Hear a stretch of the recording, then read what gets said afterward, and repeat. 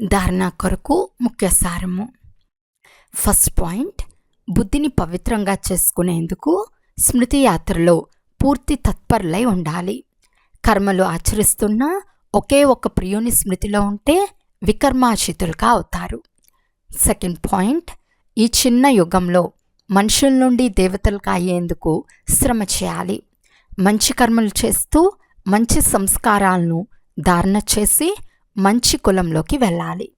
వరదానము: తమ ఆత్మిక లైట్ ద్వారా వాయుమండలాన్ని పరివర్తన చేయు సేవ చేసే సహజ సఫలతా మూరత్ భవ. సాకార సృష్టిలో ఏ రంగు లైట్ వెలిగిస్తే అదే వాతావరణం కనిపిస్తుంది. ఒకవేళ ఆకుపచ్చ రంగు లైట్ అయితే నలువైపులా అదే ప్రకాశం ఏర్పడుతుంది. ఎరుపు రంగు లైట్ అయితే స్మృతి లేక తలంపు చేసే వాయుమండలం తయారవుతుంది. స్థూలమైన లైట్ వాయుమండలాన్ని పరివర్తన చేసే సేవ చేస్తూ ఉంటే లైట్ హౌస్ అయిన మీరు కూడా పవిత్రత యొక్క లైట్ మరియు సుఖం యొక్క లైట్ ద్వారా వాయుమండలాన్ని పరివర్తన చేయు సేవ చేస్తే సఫలతామూర్తులుగా అయిపోతారు.